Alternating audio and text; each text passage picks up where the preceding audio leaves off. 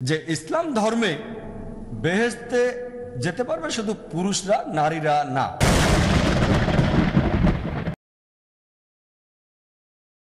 অধিকার এটাকে আমি 6টা ক্যাটাগরিতে ভাগ করেছি। ইসলামে নারীর আধ্যাত্মিক অধিকার, ইসলামে নারীর অর্থনৈতিক অধিকার, ইসলামে নারীর সামাজিক অধিকার, ইসলামে নারীর শিক্ষা গ্রহণের অধিকার, ইসলামে নারীর আইনগত অধিকার এবং ইসলাম ধর্মে নারীর রাজনৈতিক অধিকার। নারীর অধিকারকে আমি এই 6টা ভাগে ভাগ করেছি। প্রথমে আমরা জানব ইসলাম ধর্মে নারীর আধ্যাত্মিক অধিকার সম্পর্কে। অনেকের মধ্যে একটা ভুল ধারণা আছে, বিশেষ করে পশ্চিমাদের মধ্যে, যে ইসলাম ধর্মে বেহেশতে যেতে পারবে শুধু পুরুষরা, নারীরা না, শুধু পুরুষরা যেতে পারবে। এই ভুল ধারণাটা পবিত্র কোরআনের মাত্র একটা আয়াত দিয়ে দূর করে দেয়া যেতে পারে। সূরা নিসার 124 নম্বর আয়াতে উল্লেখ করা হয়েছে, আল্লাহ তাআলা বলেছেন, وَمَن يَعْمَلْ مِنَ الصَّالِحَاتِ مِنْ ذَكَرٍ أَوْ أُنثَىٰ وَهُوَ مُؤْمِنٌ فَأُولَٰئِكَ يَدْخُلُونَ الْجَنَّةَ وَلَا يُظْلَمُونَ نَقِيرًا। তোমাদের মধ্যে যদি কেউ কোনো সৎ কাজ করে, হোক সে পুরুষ অথবা নারী, যদি সে মুমিন হয় তাহলে সে জান্নাতে দাখিল হবে, তাহলে সে বেহেশতে যাবে এবং তাদের প্রতি অণু পরিমাণও জুলুম করা হবে না। এই কথাটা আবারও আছে সূরা নাহলের 97 নম্বর আয়াতে উল্লেখ করা হয়েছে।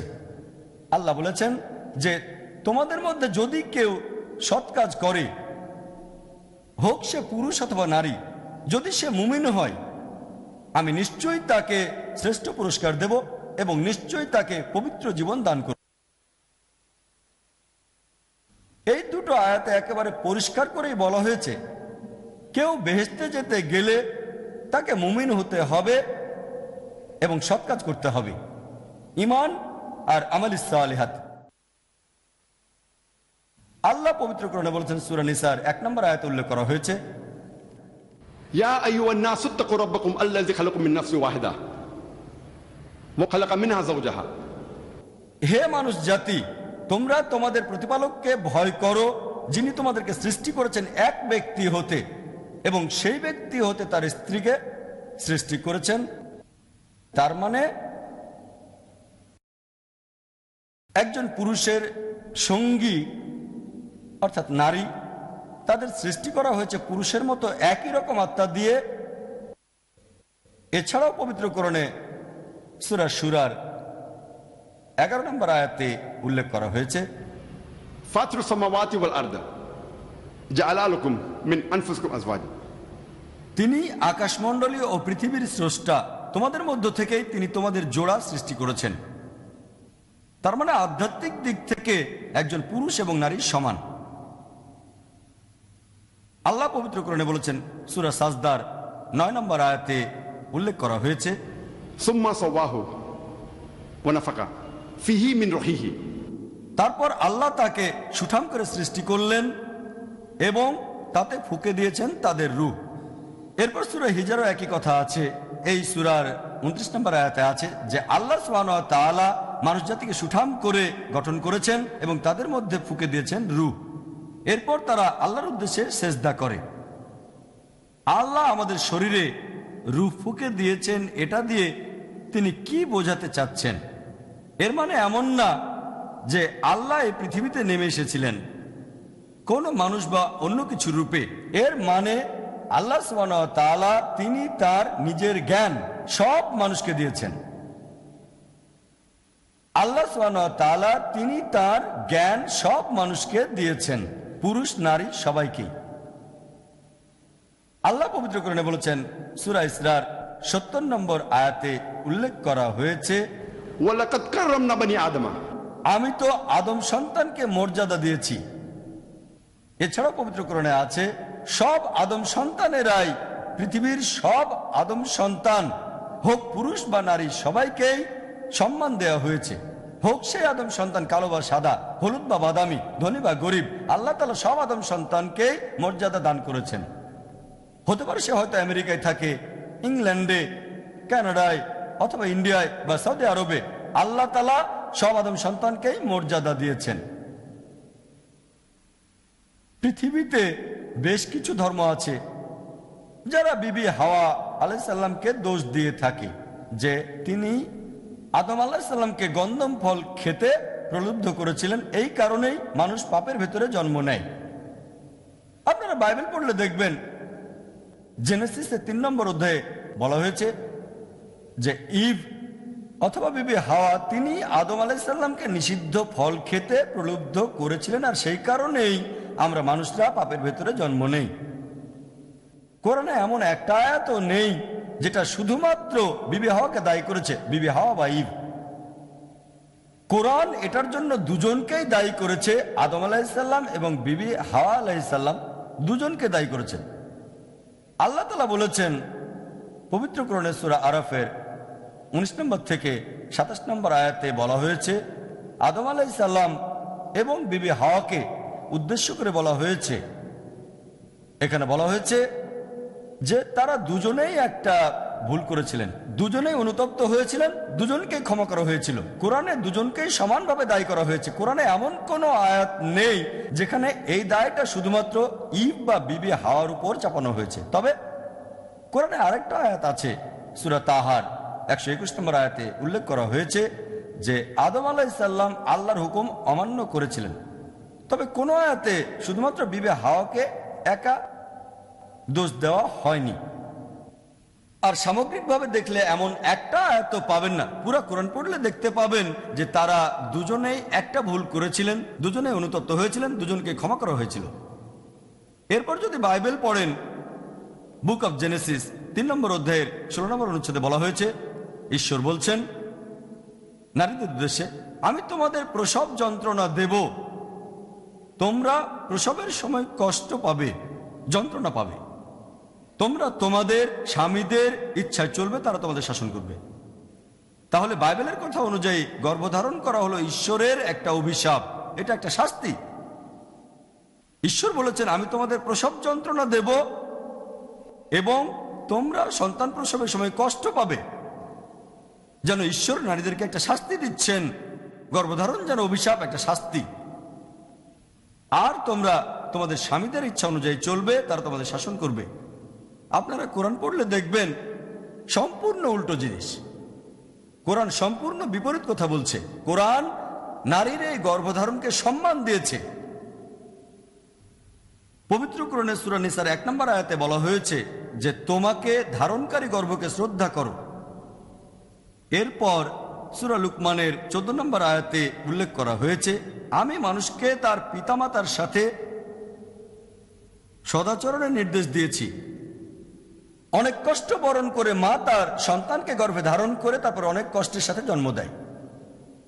কোরআন বলছে বাবা মাকে শ্রদ্ধা করো, বিশেষ করে তোমার মাকে, কারণ এজন্য তিনি কষ্ট করেন, অনেক কষ্ট সহ্য করে তোমাকে গর্ভে ধারণ করেন, তোমার জন্ম দেন। এরপর পবিত্র কোরআনে সূরা আহকাফের 15 নম্বর আয়াতে উল্লেখ করা হয়েছে, আমি মানুষকে তার পিতামাতার সাথে সদয় ব্যবহারের নির্দেশ দিয়েছি। মা তাকে গর্ভে ধারণ করে কষ্টের সাথে এবং প্রসব করে কষ্টের সাথে। তার মানে যেহেতু মা অনেক কষ্ট করে গর্ভে ধারণ করে, অনেক কষ্ট করে আমাদের জন্ম দেন, এজন্যই পবিত্র কোরআন বলছে মাকে সম্মান করো।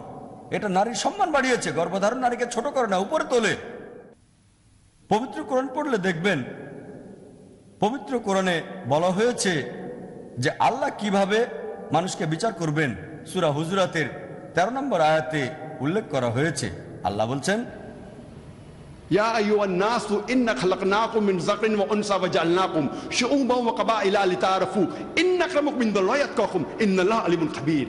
হে মানুষ জাতি, আমি তোমাদের সৃষ্টি করেছি একজন পুরুষ ও একজন নারী হতে, তারপর তোমাদের বিভক্ত করেছি বিভিন্ন জাতি ও গোত্রে, যাতে করে একে অন্যের সাথে পরিচিত হতে পারো, এজন্য না যে একে অন্যকে ঘৃণা করবে। আর তোমাদের মধ্যে আল্লাহর কাছে সেই অধিক মর্যাদা সম্পন্ন যার রয়েছে তাকওয়া। যে জিনিসটা দিয়ে আল্লাহ সুবহানাহু ওয়া তাআলা একজন মানুষের থেকে আরেকজন মানুষকে আলাদা করে দেখবেন, সেটা হচ্ছে তার লিঙ্গ না, তার গোত্র না, তার গায়ের রং না, তার সম্পদ না, তার বয়স না, সেটা হচ্ছে তাকওয়া, অর্থাৎ আল্লাহকে মেনে চলা, ধার্মিকতা এবং ন্যায়নিষ্ঠতা। আল্লাহ যে জিনিসটা দিয়ে একজন মানুষের থেকে অন্য মানুষকে পার্থক্য করবেন, সেটা আল্লাহকে মেনে চলা, ধার্মিকতা এবং ন্যায়নিষ্ঠতা, সেটা কখনোই লিঙ্গ না। আল্লাহ পবিত্র কোরআনে বলেছেন, সূরা ইমরানের 195 নম্বর আয়াতে উল্লেখ করা হয়েছে, আমি তোমাদের মধ্যে কর্মে নিষ্ঠ কোন পুরুষ অথবা নারীর কর্মকে বিফল করি না। আল্লাহ তাআলা বলেছেন, কর্মনিষ্ঠ কারো কাজকে আমি কখনোই বিফল করি না, হোক সে একজন পুরুষ অথবা একজন নারী, তোমরা তো একে অপরের অংশ। পুরুষ এবং নারীর আধ্যাত্মিক অবস্থান সম্পর্কে খুব সংক্ষেপে বলা হয়েছে সূরা আল আহজাবে। এই সূরার 35 নম্বর আয়াতে আছে। এই আয়াতটা আমার লেকচারের শুরুতে বলেছিলাম। আল্লাহ সুবহানাহু ওয়া তাআলা বলেছেন, ইন্নাল মুসলিমিনা ওয়াল মুসলিমাতি, আত্মসমর্পণকারী পুরুষ এবং নারী, ওয়াল মুমিনিনা ওয়াল মুমিনাতি, অর্থাৎ মুমিন পুরুষ এবং মুমিন নারী, ওয়াল কানিতিনা ওয়াল কানিতাতি, অনুগত পুরুষ এবং নারী, ওয়াস সাদিকিনা ওয়াস সাদিকাতি, সত্যবাদী পুরুষ এবং নারী, ওয়াস সাবিরিনা ওয়াস সাবিরাতি, ধৈর্যশীল পুরুষ এবং ধৈর্যশীল নারী, ওয়াল খাশিইনা ওয়াল খাশিয়াতি, বিনীত পুরুষ এবং বিনীত নারী, ওয়াল মুতাসাদ্দিকিনা ওয়াল মুতাসাদ্দিকাতি, দানশীল পুরুষ এবং দানশীল নারী, ওয়াস সাইমিনা ওয়াস সাইমাতি, সাওম পালনকারী পুরুষ এবং নারী, ওয়াল হাফিজিনা ফুরুজাম ওয়াল হাফিজাতি, যৌনাঙ্গের হিফাজতকারী পুরুষ এবং নারী, ওয়াল যাকিরিনা আল্লাহ কাসীরা ওয়া যাকিরাতি, আল্লাহ তাআলাকে অধিকভাবে স্মরণকারী পুরুষ এবং অধিকভাবে স্মরণকারী নারী। আ'আদাল্লাহু লাহুম মাগফিরাতান আজরান আযীমা, এদের জন্য আল্লাহ তাআলা রেখেছেন ক্ষমা এবং মহাপ্রতিদান। আল্লাহ বলেছেন যে আত্মসমর্পণকারী পুরুষ এবং নারী, বিশ্বাসী পুরুষ এবং বিশ্বাসী নারী, অনুগত পুরুষ এবং অনুগত নারী, সত্যবাদী পুরুষ এবং নারী, ধৈর্যশীল পুরুষ এবং ধৈর্যশীল নারী, বিনীত পুরুষ এবং বিনীত নারী, দানশীল পুরুষ এবং দানশীল নারী, যৌনাঙ্গের হিফাজতকারী পুরুষ এবং নারী, আল্লাহ সুবহানাহু ওয়া তাআলাকে স্মরণকারী পুরুষ এবং নারী। তাদের জন্য আল্লাহ তাআলা রেখেছেন ক্ষমা এবং মহা প্রতিদান। কোরআনের এই আয়াতটা থেকে আমরা জানতে পারি যে ইসলাম ধর্মে পুরুষ এবং নারীর আধ্যাত্মিক দায়িত্বগুলি একই। দুজনেই আল্লাহ তাআলার কাছে আত্মসমর্পণ করবে, বিশ্বাস আনতে হবে, দুজনকেই অনুগত হতে হবে, দুজনকেই সত্যবাদী হতে হবে, দুজনকেই ধৈর্যশীল হতে হবে, ধৈর্যশীল আর অধ্যবসায়ী, দুজনেই ইবাদত করবে, দুজনেই দান করবে, দুজনেই রোজা রাখবে, দুজনেই আল্লাহ তাআলাকে স্মরণ করবে। কোরআনের এই আয়াতটা থেকে আমরা জানতে পারি যে আধ্যাত্মিকভাবে পুরুষ এবং নারী সমান। এখন যেহেতু কোরআন বলছে যে আধ্যাত্মিকভাবে পুরুষ এবং নারী সমান, তাহলে আপনি কি বলবেন? ইসলামে নারীদের অধিকারগুলো কি রক্ষা করা হয়েছে নাকি তাদের নিপীড়ন করা হচ্ছে? আসুন এবারে ইসলামে নারীর অর্থনৈতিক অধিকার নিয়ে আলোচনা করি। ইসলাম নারীকে তার অর্থনৈতিক অধিকার দিয়েছে 1400 বছর আগে, পশ্চিমা সমাজের 1300 বছর আগে। কোরআন যখন নাজিল হলো, মুহাম্মদ সাল্লাল্লাহু আলাইহি ওয়াসাল্লাম যখন নবুয়ত পেলেন, তখন থেকে প্রাপ্তবয়স্ক নারী, হোক সে বিবাহিত বা অবিবাহিত, সে অন্য কারো অনুমতি ছাড়াই কোনো সম্পদের মালিক হতে পারে অথবা সেটা বিক্রি করে দিতে পারে। ইতিহাস পড়লে দেখবেন পশ্চিমা সমাজ যখন প্রথমবারের মতো পারমিশন দিল যে একজন বিবাহিত মহিলা তার স্বামীর অনুমতি ছাড়াই কোনো সম্পদের মালিক হতে বা বিক্রি করতে পারবে, সেটা 1870 সালে। এটা ছিল special married women property act.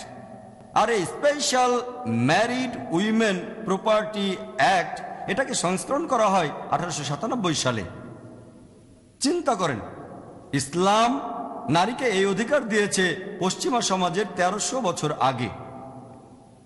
ইসলামে একজন নারী অর্থনৈতিকভাবে বেশি নিরাপত্তায় থাকে। বিয়ে হওয়ার আগে সেই নারীর দায়িত্ব তার বাবা অথবা ভাইয়ের উপর থাকে। বিয়ে হওয়ার পরে দায়িত্ব হলো তার স্বামী অথবা তার ছেলের। তারাই তার অর্থনৈতিক বিষয়গুলো দেখবে, থাকা, খাওয়া, পোশাক, পরিচ্ছদ সব দায়িত্ব পালন করবে।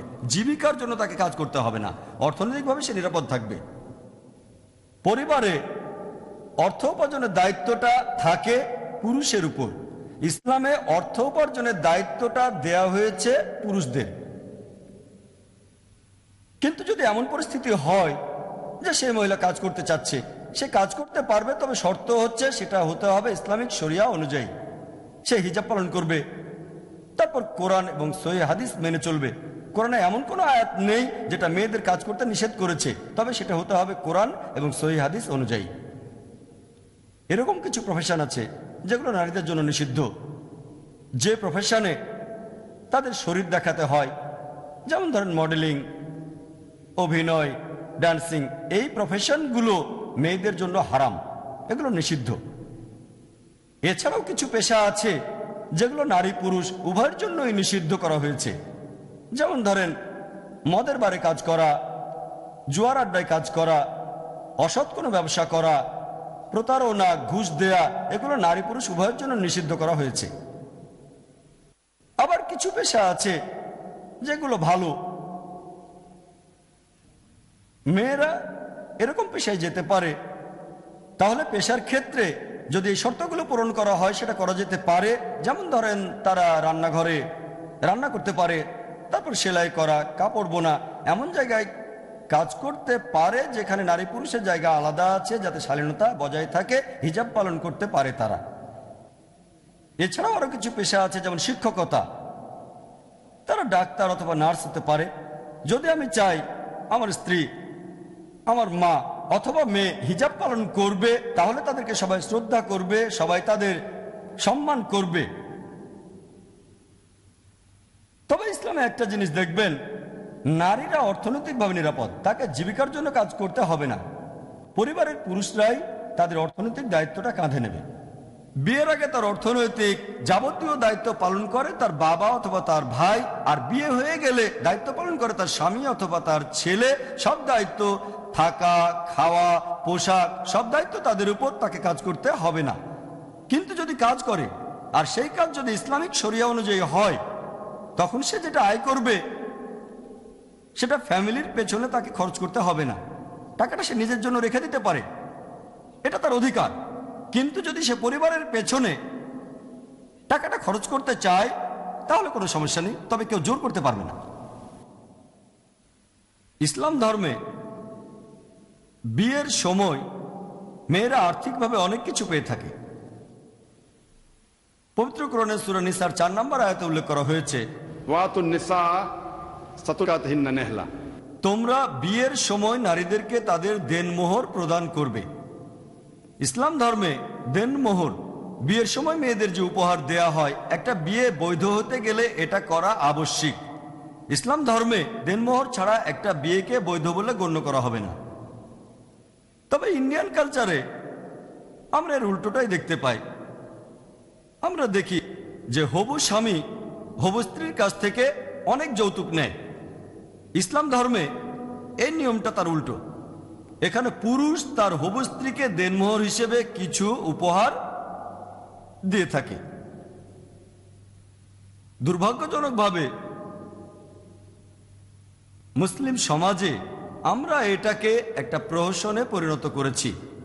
এখানে অনেকে দেনমোহর ধার্য করে 786 রুপি। 786তে একজোড়া জুতো ঠিক মতো কিনতে পারবেন না। আবার অনেকে দেনমোহর হিসেবে ধার্য করে 2000, মানে 19 মিসকাল। আমাদের নবীজি মোহর হিসেবে দিয়েছিলেন 19 মিসকাল। আপনি 19 মিসকাল দেবেন যদি নবীজি অথবা হযরত আলী রাদিয়াল্লাহু আনহুর সমান হয় আপনার সম্পত্তি, সেক্ষেত্রে 19 মিসকাল আপনি দিতে পারেন, সেটা ঠিক আছে। কিন্তু যদি নবীজির চেয়ে 10 গুণ বা 100 গুণ সম্পত্তি বেশি থাকে, তখন তো আপনাকে দিতে হবে 19 মিসকালের বদলে 190 মিসকাল। অথবা 1900 মিস কল যদি নবীজিকে ফলো করতে চান। অনেকে জাঁকজমক করে বিয়ের অনুষ্ঠান করে, হয়তো নিকাহ সম্পন্ন হয় মসজিদে, কিন্তু ওয়ালিমাতে অনেক আড়ম্বর। সে সময় খরচ করে লাখ লাখ রুপি, আর বিয়েতে মোহর ধরে 786 রুপি। এভাবে ইসলামকে ঠাট্টা করে। দুর্ভাগ্যজনকভাবে এখনকার অনেক মুসলিম ইন্ডিয়ান কালচার দ্বারা প্রভাবিত হয়ে গেছে। ইন্ডিয়ান কালচার জানেন তো? এখানে একটা মেয়ে তার হবু স্বামীকে যৌতুক দেয়। একটা বাজার দরও আছে। যদি কোনো গ্র্যাজুয়েটকে বিয়ে করতে চান আপনি, তাহলে হয়তো দিতে হবে 5 লাখ টাকা, 1 মিলিয়নের অর্ধেক। যদি কোনো ইঞ্জিনিয়ারকে বিয়ে করতে চান তাহলে দেবেন 10 লাখ রুপি, পুরো 1 মিলিয়ন। যদি কোনো ডাক্তারকে বিয়ে করতে চান হয়তো দিতে হবে 15 লাখ টাকা, 1.5 মিলিয়ন টাকা। যেন বাজারে কোরবানি গরু ছাগল বিক্রি করা হচ্ছে। ইসলাম ধর্মে হবু স্ত্রীর কাছে যৌতুক দাবি করাটা হারাম, এটা নিষিদ্ধ। ডাইরেক্টলি বা ইনডাইরেক্টলি দাবি করা দুটোই নিষিদ্ধ এখানে। এভাবে বলতে পারবেন না, ছেলের বাবা এভাবে বলতে পারবে না যে আমার ছেলে ও মার্সিডিজ গাড়ি চালাতে খুব পছন্দ করে। আসলে বোঝাতে চাচ্ছেন যৌতুক হিসেবে মার্সিডিজ বেঞ্চ দিতে হবে। অথবা আমার ছেলে 3 বেডরুমের অ্যাপার্টমেন্ট খুব পছন্দ করে, মানে বোঝাতে চাচ্ছেন যৌতুক হিসেবে 3 বেডরুমের অ্যাপার্টমেন্ট দিতে হবে। ইসলামে ডাইরেক্টলি বা ইনডাইরেক্টলি যৌতুক চাওয়াটা নিষিদ্ধ। যদি হবু স্ত্রীর বাবা মা নিজে থেকেই কোনো উপহার দিতে চান, সেটাও তাদের নিজের মেয়েকে, তাহলে কোনো সমস্যা নেই। তবে ডাইরেক্টলি বা ইনডাইরেক্টলি যৌতুকের জন্য চাপ প্রয়োগ বা অনুরোধ করতে পারবেন না, এটা নিষিদ্ধ। তাহলে ইসলাম ধর্মে একজন নারী বিয়ের সময় অনেক কিছুই পেয়ে থাকে। এছাড়াও কোনো মহিলা, সে অনেক ধনী হতে পারে, অনেক টাকা থাকতে পারে, অথবা হতে পারে সে গরিব। তার স্বামী ধনী অথবা গরিব হতে পারে, তারপরও সেই মহিলার থাকা, খাওয়া, পোশাক, পরিচ্ছদ সবকিছুর দায়িত্ব হচ্ছে তার স্বামীর উপরে। স্বামী বলতে পারবে না আমার স্ত্রী তো ধনী, আমি গরিব, তারপরে এটা তার দায়িত্ব। এছাড়াও কোনো কারণে যদি ডিভোর্স হয়ে যায়, অথবা কোনো মহিলা যদি বিধবা হয়, সে তখন ইদ্যত পিরিয়ডের জন্য ভরণ পোষণ পায়, ওয়েটিং পিরিয়ড। যদি সে গর্ভবতী থাকে তাহলে সেই সময়টা থাকে সন্তান প্রসব করা পর্যন্ত, যতক্ষণ না সন্তান জন্ম নিচ্ছে। আর সন্তান জন্মের পর থেকে সেই সন্তান বড় হওয়া পর্যন্ত আর্থিক